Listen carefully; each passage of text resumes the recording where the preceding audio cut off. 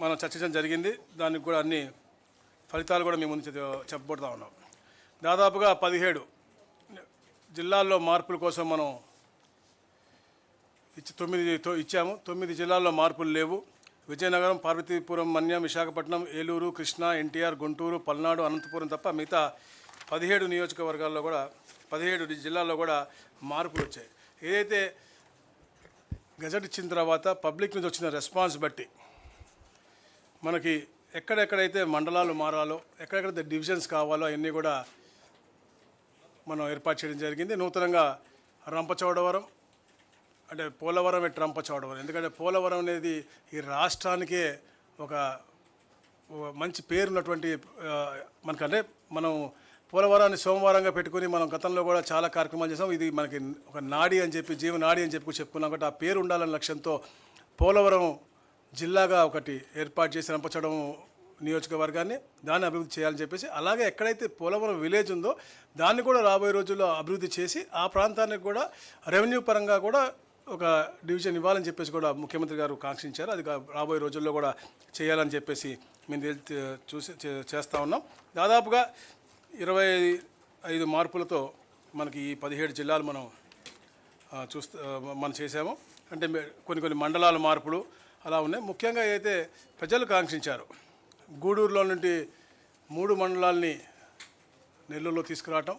ఎప్పటి నుంచో గూడూరు ప్రజలు నెల్లూరుకి చాలా దగ్గరగా ఉన్నాం, మేము తప్పకుండా అటు వెళ్ళాలని చెప్పేసి వారు కోరారు. అందుకనే కోట, చిలకూరు మండలం, గూడూరు మండలం మనం నెల్లూరుకు తీసుకొస్తాను. అలాగే కింద ఉన్నటువంటి 2 మండలాన్ని మనం తిరుపతిలో పెడతా ఉన్నాం. దాని ద్వారా ఏమవుతుందంటే దుగ్గరాజపట్నం పోర్టు కిందకు ఉంటుంది తిరుపతి జిల్లాలో, పైకి కృష్ణపట్నం పోర్టు మొత్తం కూడా అటు. ఎందుకంటే ఇంతకుముందు గత ప్రభుత్వం చేసింది ఎక్కడ కూడా ప్రాపర్గా ఆలోచించకుండా, మంచి పరిపాలన సౌలభ్యం ఉండే విధం ఉండకుండా ఆ కార్యక్రమాలు చేశాయి. అందుకనే ఇవన్నీ కూడా మనకి ఇబ్బంది ఉంటుంది. అలాగే ఏదో రంపచోడవరం ముందు ముఖ్యంగా చెప్పాను నేను, ట్రైబల్స్ వారి యొక్క అభివృద్ధి అనేది ఎక్కడ కూడా కుంట పడకూడదు. అక్కడ మంచి పరిపాలన లక్ష్యంతోనే ఒకే పార్లమెంట్లో 3 జిల్లాలు అయినప్పటికీ కూడా అది తప్పకుండా ఏర్పాటు చేయాల్సిన అవసరం ఉంది అనే లక్ష్యంతోనే ఈ కార్యక్రమం చేపట్టారు. రంపచోడవరం అలాగే ముంపు ప్రాంతంలో ఉన్నటువంటి ఆ మండలాలు కూడా తప్పకుండా చేయాలి, అభివృద్ధి చేయాలని లక్ష్యంగా రంపచోడవరంని ఒక మంచి జిల్లాగా మనం ఈరోజు చేయడం జరిగింది.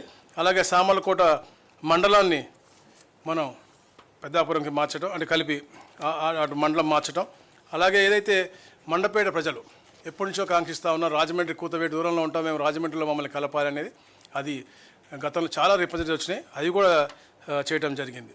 అలాగే ముఖ్యంగా పెనుగొండ ఏదైతే మనకి వెస్ట్ గోదావరిలో ఉన్నటువంటి పెనుగొండ గ్రామాన్ని వాసవి పెనుగొండగా మార్చాలని చెప్పేసి ఎప్పటి నుంచో కాంక్షిస్తూ ఉన్నారు. ఎందుకంటే అక్కడ వాసవి మాత జన్మస్థలం అని చెప్పేసి వారు కోవటం జరిగింది. ఆ పేరు కూడా మార్పుడు కూడా ఈరోజు క్యాబినెట్లో ఆమోదం పొందడం జరిగింది. అలాగే ముఖ్యంగా ఈ ప్రాంతానికి వస్తే అద్దంకి నియోజకవర్గం బాపట్ల నుంచి ప్రకాశం జిల్లాలోకి, అలాగే నూతనంగా రెవెన్యూ డివిజన్ ఏర్పాటై దర్శి నియోజకవర్గం మొత్తం కూడా అంటే చాలా చూసామని, మధ్యలో దొనకొండ అటు వెళ్తుంది, ఎటు వెళ్ళక మొత్తం దర్శి నియోజకవర్గం కూడా అద్దంకి సబ్ డివిజన్లో ఉండి ప్రకాశం జిల్లాలో ఉండే విధంగా ఏర్పాటైంది.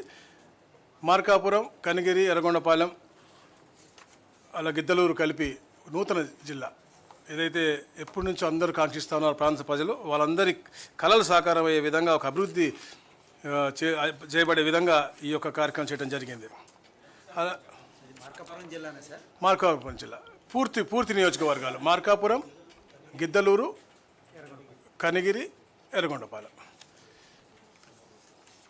అలాగే ఏదైతే కురిచేడు, దొనకొండ 2 కూడా మీకు అద్దంకి సబ్ డివిజన్, ప్రకాశం, అంటే డిఫరెంట్ రిప్రజెంటేషన్ మాకు వచ్చినాయి. అన్నీ కూడా మేము డిస్కస్ చేసి ఏది పరిపాలన సౌలభ్యం ఉంది, రాబోయే రోజుల్లో అన్ని జిల్లాల దగ్గరికి ఒక నియోజకవర్గంలో వెళ్ళటం అనేది కష్టం అవుతూ ఉంటుంది. ఒక public representative let be MLA or any officer ఇద్దరు జిల్లా కలెక్టర్ దగ్గరికి పోవాలి అంటే ఇబ్బంది అవుతుంది. కాబట్టి ఎంత తక్కువ చేయగలిగామో అంత తక్కువగా మేము జిల్లాల్లో మండలాలు, అంటే ఒక నియోజకవర్గాన్ని 2 జిల్లాలు పెట్టలేదన్నమాట. అట్లా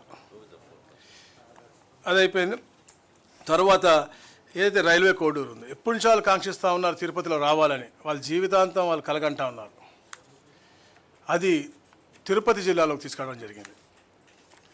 రాజంపేట ఎప్పటి నుంచో ఉద్యమాల ప్రాంతం, వాళ్ళు ఎప్పుడు కూడా మేము హెడ్ క్వార్టర్ కావాలి లేకపోతే మా కడపలో ఉంచండి అని చెప్పేసి వాళ్ళు ఎప్పటి నుంచో కోరుతున్నారు. వాళ్ళు రాయచోటి అనేది వాళ్ళు ఎప్పుడు కూడా హెడ్ క్వార్టర్గా వాళ్ళు ఒప్పుకోవట్లేదు కాబట్టి రాజంపేటను కడపలో తీసుకెళ్లాలని చెప్పేసి ఒక ఆలోచనతో ఈరోజు ఈ క్యాబినెట్ ఆమోదం చేసింది. అలాగే ముఖ్యంగా మదనపల్లి జిల్లాలో ఏర్పాటు చేయాలని చెప్పేసి అందరూ కూడా డిస్కస్ చేశారు.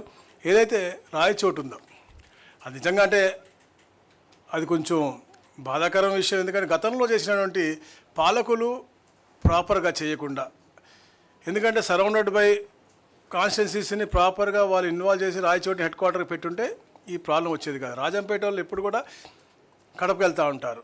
ఈ మన పొంగునూరుని తీసుకెళ్ళి చిత్తూరులో పెట్టి దాన్ని ఇక్కడ కలపకుండా, అంటే ఒక అసలు పరిపాలనా సౌలభ్యం లేనటువంటి విధానంగా కేవలం రాయచోటిగా పెట్టేటువంటి పరిస్థితి.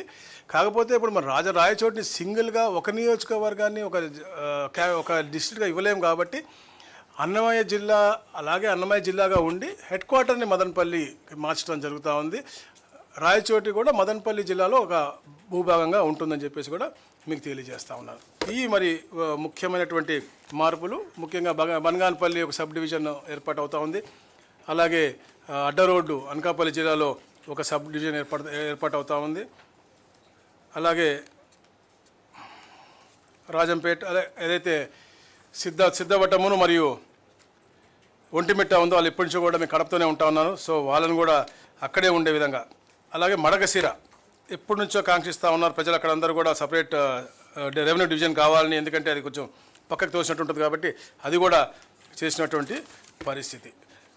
ఈ విధంగా ఈ మార్పులతో నూతనంగా రీఆర్గనైజేషన్స్ అన్నీ కూడా చేసి రేపటికి అది పూర్తవుతుంటుంది. ఎందుకంటే మేము 27/11 గజెట్ ఇచ్చాం, 27/12 అన్నీ కూడా అబ్జెక్షన్స్ తీసుకుని డిస్కస్ చేయడం జరిగింది. 31 నోటిఫికేషన్ ఇస్తాం కాబట్టి ఇవన్నీ కూడా 1వ తారీఖు నుంచి ఆచరణలోకి వస్తాయని చెప్పేసి కూడా తెలియజేస్తూ ఉన్నాను.